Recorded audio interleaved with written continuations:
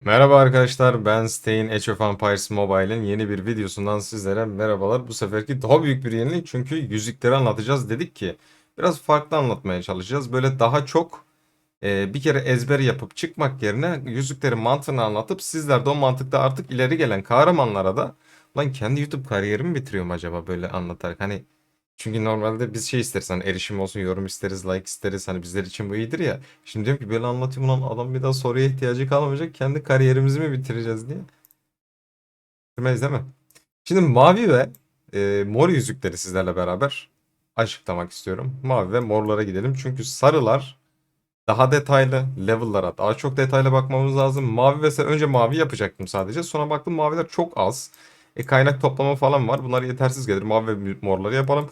Daha sonrasında bir de sarıları detaylı bir incelemeyle yapacağız. Bunları da detaylı incelemeyle yapacağız. Şimdi mavilerden önce başlayalım. Ben de olan sevdiğim, kullandığım bir papatya yüzüğü. Şimdi sizler bir soru daha soracaksınız. Diyeceksiniz ki nerede o yüzük? Burada yok, dur. Gösteriyorum hemen. Benim yüzük envanterimde bize ücretsiz verilen bir kaynak, bir tane de kudret hasarı atan lale yüzüğümüz var. Şimdi ikisi arasında bir soru da soruluyor. Lale mi papatya mı diye. Hocam papatya. Neden papatya? Onu da açıklayacağım şimdi. Düşman birine kudret hasarı verir. Ayrıntılar bölümüne geldiğimiz zaman, maksimum seviye çektiğimiz zaman 125 kudret bonusu hasar oranı. 125 kudret bonusu hasar verebiliyormuş %25 ihtimalle. Şimdi geldik hocam tekrardan yüzüklere. Şimdi papatya yüzüğünü son seviyeye getirdiğimiz zaman %55 kudret bonusu, yani diğerinden %30 daha fazla veriyor. Türü de ikincil vuruş. Yani ikincil vuruş türüne kim var abi ikincil vuruşta? Mulan var, Lubu var, e, Elsit var. Bu tür kahramanlar çifte vuruş kahramanları. Özellikleri ve imza becerileri çifte vuruştur. İkincil vuruş yani, pardon. İkincil vuruş olarak bunları taktığınız zaman daha büyük etkile kudret bonusu atabiliyorsunuz. Tamam mı? Papatya yüzünün lale yüzünden farkı %5 daha az tetikleniyor fakat %30 daha kudret bonusuyla hasar veriyor. Tamam mı? Bu şekilde. Şimdi geldiğimiz zaman mavilerde gerçekten çok değerli yüzükler var. Yapılması da çok kolay. Bazıları sürekli ben sarı alacağım diyor. Bir kompa takıyor 3 tane sarı. Eğer yapabiliyorsan okey hocam. Ama yapamıyorsan bir seviye, 3 seviye, 5 seviye, 10 seviye sarı yüzük hem seni çok yorar hem de gerekli etkiyi alamazsın buradan. Mavi 2-3 günde fullliyoruz neredeyse. Hani birikmişimiz falan varsa ucuz çünkü. Ayçiçeği yüzüğü birliklerin kaynakları başka topladığında başarı toplamında 2.26 ekstra kaynak. Bunu biz ne yapıyoruz? Normalde kahramanların yetenekler bölümünde de veriyoruz. Ne diyoruz? İşte kaynak topladıktan sonra %5 daha fazla. Bu kaynakçı kahramanlar için veriliyor. Çok üstünde durmaya gerek yok. Toplanan kaynağı işte yükseltiyorsunuz. Basit zaten. %12 maksimuma getirirseniz işte 1 milyonsa 1.120.000 olarak içeri girmiş oluyor. Şimdi burada defne yüzüğü var. Kahraman kuşatması. Bu kuşatma nedir hocam? İşte saldırdığınız imparatorluklar, saldırdığınız surlar, imparator şehri, sur, bayraklar, bunlar hepsi kuşatmadır. Bunları eklerseniz bir kahramanın kuşatması artar, oraya daha fazla hasar verir. Kuşatmalar da böyle basit zaten. Zambak yüzüğü. Birliğin bilimlerini yeniler. Yenileme oranı %34,50 strateji bonusu. Yani kahramanın %34,50 strateji bonusuna göre size e, yenileme verir. %34,50. Şimdi yenilemeyi yapan bir kahraman, atıyorum kime verebilirsiniz? Ee, Tedora'ya verebilirsiniz. Böyle yenileme yapan kahramanlara verirseniz zambak yüzü daha iyi yenileme yapar. Ha, çok gerek var mı? Çok da yok hocam. Hani zambak yüzü bir kompta çok büyük yenilemeler varsa verebilirsiniz. Kompunuzun da ayrıca bunu vermeniz gereken komp gerçekten dayanıklı olması lazım ki yenileme etkisini daha fazla alabilelim. Mesela Mulan gibi bir kompa gidip yenileme yüzüğü verirsen hocam, tam yenileyecekken pat Mulan yok olur. Mulan çünkü atakçı ve kırılgan bir kahraman. O tür komplara verilmez. Atıyorum mesela Richard gibi bir kompa verirseniz, işte Richard diyorum, mızraklılar genellikle. Hep Richard olduğu için daha yeni Kiros geliyor. İşte 4. sezona geldi. Eğer öyle sağlam bir kompa verirseniz, işte Miyamoto kompundaki Konstantin'e atıyorum, İşte Tribuana'ya, bunlara verirseniz yenileme özellikleri varsa imza becerilerinde, bu yenilemeyi yapar. Daha sağlam bir komp haline getirmiş olabilir. Getiriyor olabilir, getirecektir. Kahraman aldı TP. Yani bu ne demek hocam? Şimdi bunu niye anlatıyorum biliyor musun? Şimdi yeni başlayanlar da izleyebilecek. O yüzden anlatıyorum. Bilenler şimdi şey diyecek ya reis geç buraya kardeşim bana savaş anlat kan istiyorum falan. Hocam TP yani XP. Barbar falan keserken bunu takarsanız kahramanınızın XP'sini daha fazla arttırırsınız. Şimdi yonca yüzüğü. Gerçekten değeri yeni yeni bilinen, e, yeni yeni piyasada böyle ismi geçen çok güzel bir yüzüktür yonca yüzüğü. Mavi yüzükler içerisinde %50 ihtimalle 6 saniyede bir birliğin alınan hasarını 3 saniyeliğine 5.75 azaltır. Ulan sarı yüzüğün bir seviyesinden 1000 kat iyi mesela. Değil mi? Yüce Dağ'dan iyi atıyorum. Yani şu an aklıma o geldi. Yüce Dağ hep şey diyorduk ya yükseltemeyecekseniz almayın, yükseltemeyecekseniz almayın. Maksimum kademeye geldiğiniz zaman %50 ihtimalle her 6 saniyede bir. Bak her 6 saniyede her seferinde de gerçekleşebilir. Hiç de gerçekleşmeyebilir. %50 bir ihtimal. 6 saniyede bir birliğin diyor alınan hasar 3 saniyenin %25 azaltır. Şimdi sıra tabanlı. Değil mi? Sıra tabanlar ne diyor? Belirli bir aralıktan sonra kesin olarak gerçekleşebilir, etkinleşebilir diyor. Evet burada okey. Şimdi çıktık Yonca'dan geldik buraya gül yüzüne. Düşman bilinen strateji hasar verir. Gayet güzel bir strateji kahramanlarına verilebilecek bir yüzük. Burada oyun gelmiş Yin önermiş ama çok alakası yok hocam. Geldiğimiz zaman ne diyor? %25 ihtimalle diyor. Düşman bilinen strateji hasar verir. Hasar oranı maksimum kaderde %25. Bu bizim şey işte hocam. Lale yüzüğümüz. Yani kudretçilerin lale yüzüğü, stratejide gül yüzüğü. Bununla işte ikisi de strateji bonusu ve kudret bonusu olarak hasar veriyorlar. Bu da strateji hasar atan kahramanlara verilmesi gereken güzel bir yüzük. Bir de asıl meselelerinden biri de hocam bak %25 şeyle yapıyor bir de aktif yani. Hani bizim mesela Ramses'imiz falan aktif ya. Burada da tam aktif yani. Ver hocam aktif üstüne aktif gitsin. Mavi ve mor yüzükler gerçekten düşük maliyette çok hızlı yükseltebileceğimiz yüzükler. O yüzden kıymetini bilmemiz lazım. Evet hocam iris yüzüğü. Iris yüzüğü Lu Bu'nun ve Guan Yu'nun işte gelmesiyle bir komp oluşturmasıyla konuşulan bir yüzük. Ama adam akıllı aman aman çok kullanan yarı yarıya ben şu anda kullanıyorum. 3 komp oldu benim mesela artık yüzük yetiştirme zorlandığı için kullanıyorum. Neden kullanılmıyor? Bunu da buraya tıkladığım zaman anlamış olabilirsiniz arkadaşlar.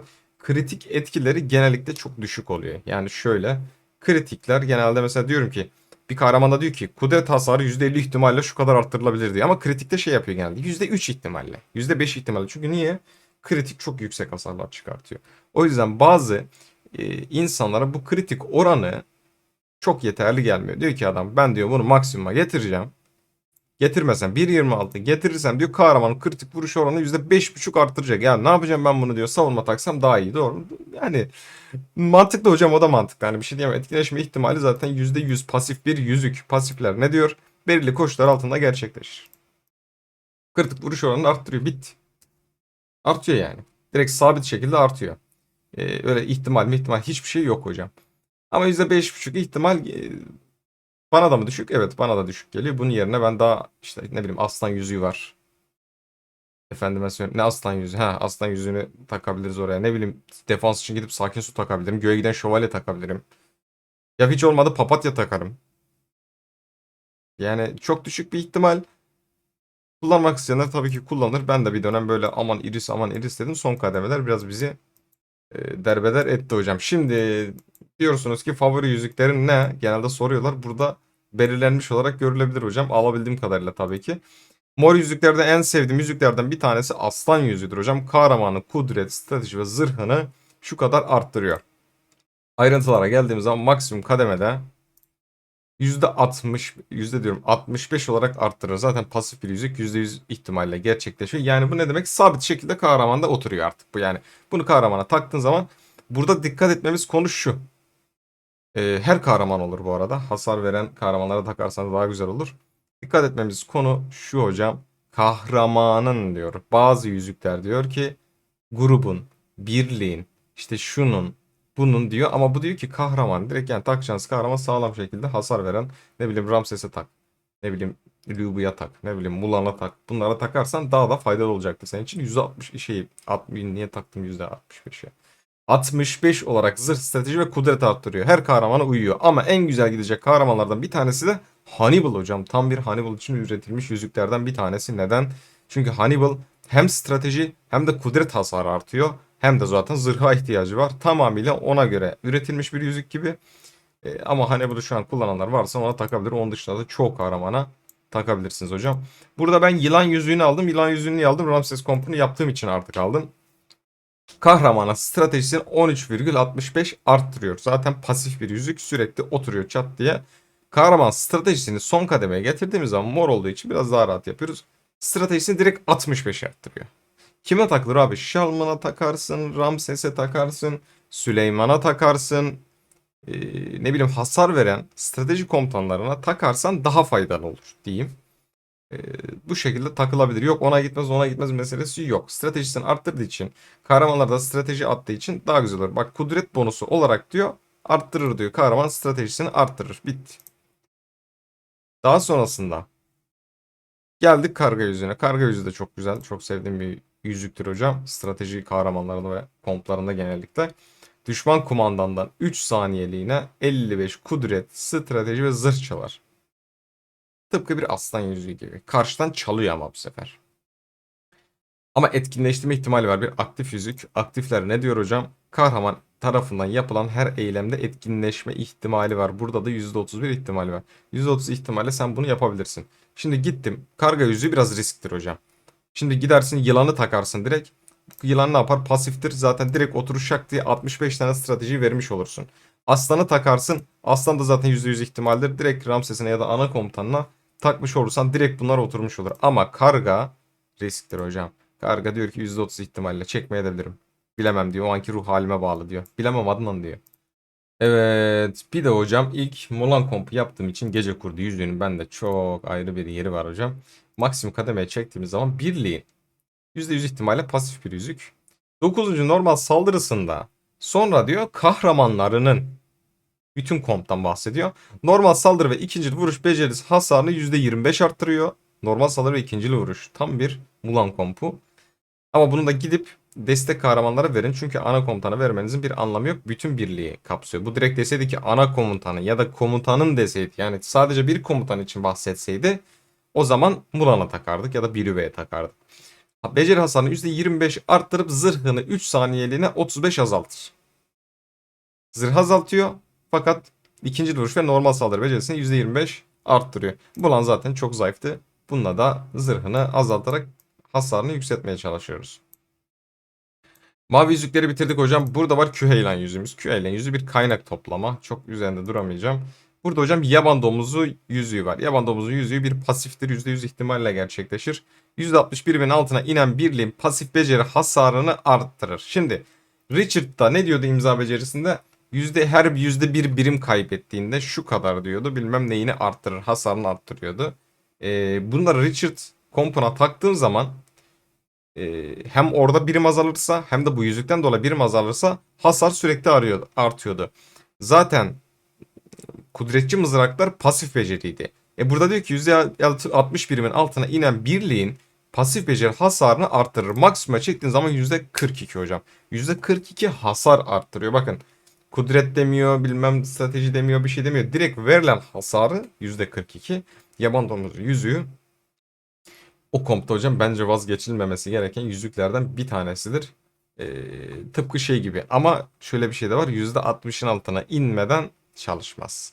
Şimdi şey diyenler var hocam benim kompum çok sağlam. Ben %60'ın altına kolay kolay inmiyorum. %60'ın altına inip tetiklenecekse ondan sonrası benim için çok zor olur diyen varsa o da haklı. Yani %60 birimin altına indikten sonra işleyecek bu iş, ona göre şey yapmak lazım. Yani %40'lık bir dilimde hiçbir şekilde iş yapmıyor yaban domuzu. Ona göre seçmek lazım. Şimdi Fatih Sultan Mehmetlik bir yüzük. Tıpkı imza becerisi gibi. Şurada inceleyelim. Bu da zaten normal bildiğimiz gibi sıra tabanlı etkileşme ihtimali %100. Diyor ki 9 saniyede bir kez şu etkilerden birini uygular. Birliğin birimlerini yeniler. Birliğin aldığı hasar 3 saniyeliğine azaltır. Şimdi iki tane şey vermiş. Maksimum kademeye çektiğimiz zaman yenileme oranı %210. Hasar azaltma da %32. %100 şekilde gerçekleşiyor 9 saniyede bir. Tam bir e, hocam çoğu desteğe verebilirsiniz bu yüzüğü. Bak bu yüzükte şey yok hocam.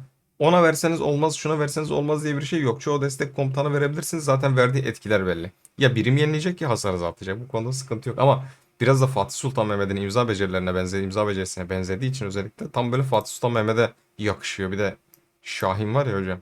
Şimdi geyik. Geyik de bu dönem popüler olan bir yüzük hocam. Bu dönemler çok konuşuluyor. Yüzük diyor ki rastgele bir düşman kahramanın hasarını %22 azaltır. Ve sana ait kahramanlardan birinin hasarını %22. Yani şöyle düşünün. Adamdan %22 çekiyorsunuz. Kendinize aktarıyorsunuz. O şekilde savaşıyorsunuz. Pasif bir beceri. Etkinleştirme ihtimali diye bir şey yok. Direkt koyduğunuz gibi karşıdan %22 çaldınız. Çok güzel bir yüzük. Bak sana ait kahramanlardan bir tanesi diyor ama. Kime gideceği belli değil hocam. Açıklamayı net şekilde okursak böyle diyor. Ee, Yani rastgele bir düşman kahramandan alıyorsun hasarı. Sonrasında kendine %22 hasar ekliyorsun. Geyik yüzüğü çok güzel ve alınması gereken bir yüzük. Ben şu an başka bir yüzük peşindeyim. Bunu da alacağım aslında. Çok yüzük oldu hocam. Yüzük sıfırlama istiyoruz lütfen. Hocam fil yüzüğü kuşatma. Bildiğiniz üzere az önceki anlattığım gibi. Burada da porsuk yüzüğü var. Porsuk yüzüğünü neden almadın diyenler olabilir. Hocam benim kompum az olduğu için zaten kendi elindeki yüzükler bana yetiyordu. Ondan dolayı şimdi porsuk, geyik bunların hepsini sırasıyla almaya çalışacağız. Sarı yüzüklerden şu anda uzak duruyorum. Savaşa girdikten sonra ilk 18 saniye boyunca birliğin aldığı normal saldırı ve ikinci vuruş becerisi hasarını 31,5 %31,5 azaltır. Ama %10 bak 18 saniye boyunca savaşa ilk girdiğinde burada şöyle bir taktik yapabilirsiniz. Girdin bir savaşa normal saldırı ve ikinci vuruşlar 18 saniye boyunca %31,5 azalttın. Abi çık savaştan bir daha gir. Yani adamla savaşıyorsun kop savaştan bir daha dal 18 saniye boyunca yüzüğün porsuk yüzüğün bir daha aktifleşsin bir daha %31,5 ikinci vuruş ve normal beceriler azalsın. Bunun taktiğini böyle yapabilirsiniz arkadaşlar. Porsuk yüzüğü bu yüzden güzeldir. Şimdi kimsenin umursamadığı bir yüzük. Köpek balığı yüzüğü. Bildiğin normal saldırıları hedefe her isabet ettiğinde hedefin yenileme etkisini %1 azaltır en fazla 50 kez verir. Yani 3 iş günü savaş sürmesi lazım ki %50 yenilemeyi azaltasın. Zaten hocam 10K yenileme yapıyor. Yani bir komp adam akıllı yenileme çıkmıyor ki zaten savaşlarda. Ne yapalım biz senin şeyini. O yüzden hakkıdır hocam konuşulmamasının. Denizaltı yüzüğü. Birliğin tek saldırıda maksimum birimin %1'inden fazla strateji hasarı alırsa alınan strateji hasarı 6 saniyeliğine %20 azaltır. Maksimum kademede bu arada. Bak bildiğin tek saldırı maksimum birimin %1'inden fazla strateji zaten alır. Zaten alır. Bildiğin aktif. Ee, Ama alınan strateji hasarı diyor. Mesela porsuk varken neden gelip ben bu yüzüğü alayım hocam? O yüzden çok şey değil yani. Hani kudret kahramanı vurursa hiçbir anlamı yok. Ama strateji vurursa okey direkt pasife geçiyor zaten değdiği gibi. %1 diyor zaten hasar geldiği gibi. Ondan sonra da etkiye geçiyor. Gergedan yüzüğü bu yine kuşatma duvar sağlamlığına şu kadar hasar verir. Kuşatma bonusu kahraman kuşatma bonusuna göre çıkartıyor bu arada. Kuşatma bonusunuz da yüksek olması lazım hocam. Evet burada gördüğümüz gibi ay yüzüğü. Ay yüzüğünde maksimum kademelerine bakalım. Tüm kahramanların zırhını 20 azaltır. Kumandanın kudretini 105 arttırır. Şimdi gayet kudret veren bir yüzük ay yüzüğü. Fakat ay yüzüğü böyle kullanılması konusunda bazıları çok temkinli. Neden? Çünkü hocam evet kudretini arttırıyor ama zırhını da 20 azaltıyor. Biraz da aslan yüzüğü gibi hocam yani bence güzel bir yüzük. Pasif zaten taktığın gibi işler. Kumandanın direkt kudretini 105 arttırıyorsun. 105 kudret arttırmak ne demek hocam? Kırmızı sarı gemler 4,5 kudret veriyor. Burada sen 105 kudret alıyorsun. İnanılmaz şekilde şeydir bence yani gayet güzel bir yüzüktür. Kullanılabilir kudret kahramanlarında özellikle. Zırhı da 20 azaltsın çok çok önemli değil ama kudret etkisi gayet güzel ama fulllediğiniz zaman 105 oluyor hocam. Ay yüzüğü gayet iyidir ama fullemezseniz zırhını 20 azaltıyor. Bak zırhı 20 azaltma şimdi bundan dolayı bir de var. Bunu da ekstra ekleyeyim. Birinci seviyede de 20 azaltıyor. Kumandanın kudretini 22 arttırıyor. Şimdi adam diyor ki ben diyor bunu yükseltemezsem kullanmam bir anlamı yok. Çünkü adam akıllı kudret alamıyorum ama zırhım azalıyor diyor. Doğru ama fulllersen 105 kudrete çıkıyor. O yüzden millet de şey diyor ya daha hocam alabileceğimiz yüzükler var diyor. Şu kalsın diyor şimdilik ama güzel mi? Güzel yüzük. Tabii geliştirilmesi lazım. Şimdi hocam gelirsek favori yüzükler konusuna. Burada size aman aman güzel diyeceğim yüzükler var. Ee, hocam porsuk yüzüğü diyebilirim.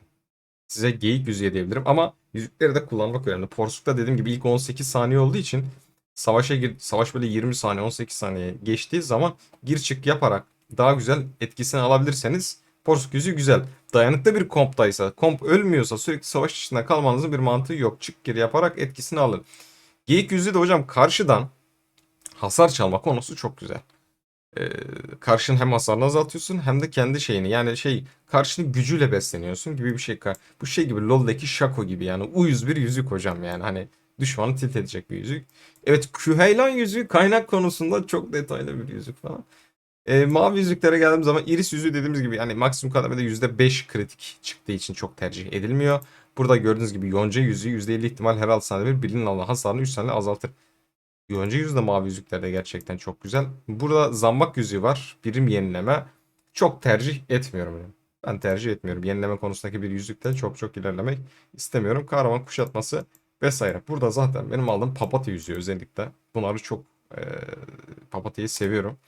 Papatyanın yanında laleyi de yapabilirsiniz ama öncelikle papatya yaparsanız sizler için daha iyi. Çünkü %30'luk bir kudret farkı var. %5 de ihtimal düşüklüğü var ama onlara dikkat ederseniz. Şahin yüzüğü de güzeldir hocam. Destek yüzüklere gidilebilecek bir yüzük ama işte etkileri de hocam 210 yenileme yapıyor. 32'de 3 saniye hasar azaltıyor.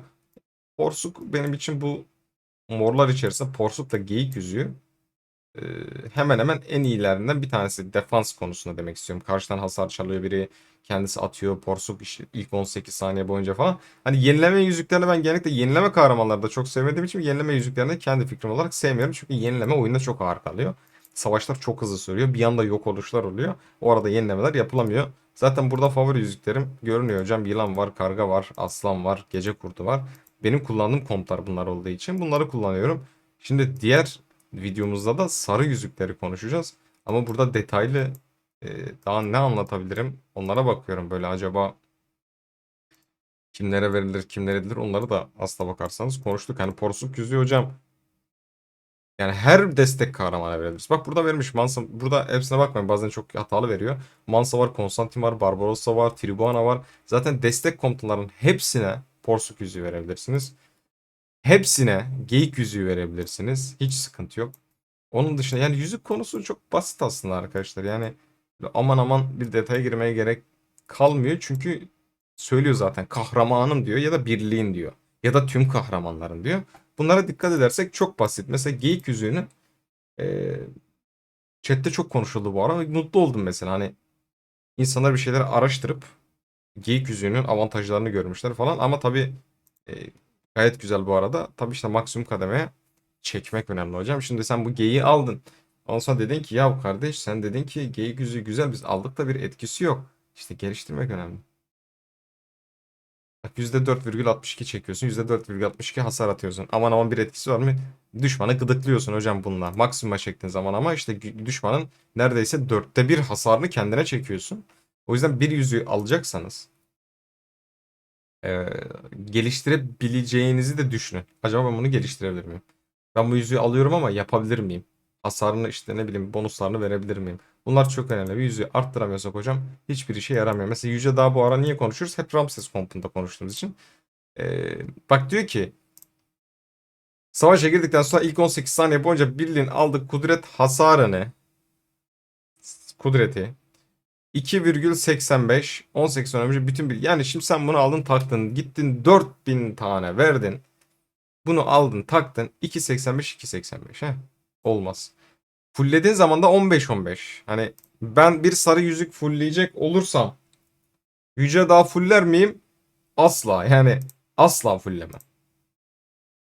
Bir seviyesinde almam hocam. Yani alanları da bilmiyorum. Yani boş kalmasın diye almış olabilirsiniz. Eyvallah ama sarı yüzükte 4000 verilmez hocam. Savaşa girdikten sonra ilk 18 saniye boyunca birliğin aldığı kudret hasarını %15 zırh bonusu olarak 18 saniye sonra birliğin hasarını %15 strateji bonusu arttırır. 15 saniye boyunca kudret hasarını azaltıyorsunuz. Stratejiyle değil. 18 saniye sonra %15 strateji bonusu atmaya var. Lan 18 saniye sonra zaten sen perişan oldun hocam. Yani hadi çok sağlam bir adam değilsen. perişan oldun hocam. Yani yüzük hiç işlemedi. Bak şimdi karşına bak yüzük nasıl çöp edilir hocam. Karşına bir tane Mulan çıktı. Pardon, Mulan çıkmasın ya, dur. Ramses çıktı hocam. Sen de Ramses'sin, adam da Ramses. Savaşa girdikten sonra ilk 18 sene boyunca birinin aldığı kule tasarım dedi. Tamam mı? %15 azaltırım dedi. Fulllemişsin. Ramses vuruyor, strateji. Yandı burası. Bura bitti. İptal. Dedin ki bari 18 saniye sonra dedin strateji hasarı atayım dedin. Hocam 18 saniye sen ortada kaldın da atıyorsun. Gerçekten çok pahalı bir yüzük. Ee, Yapılmasını ben önermiyorum.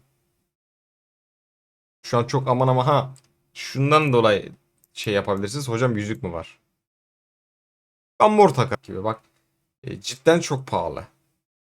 Siz daha göktaşı çeliklerine gelmeyenler var. Göktaşı çeliğinin nasıl bulunduğunu, ne kadar pahalı olduğunu bilmeyenler var. 35 39'da mı ne?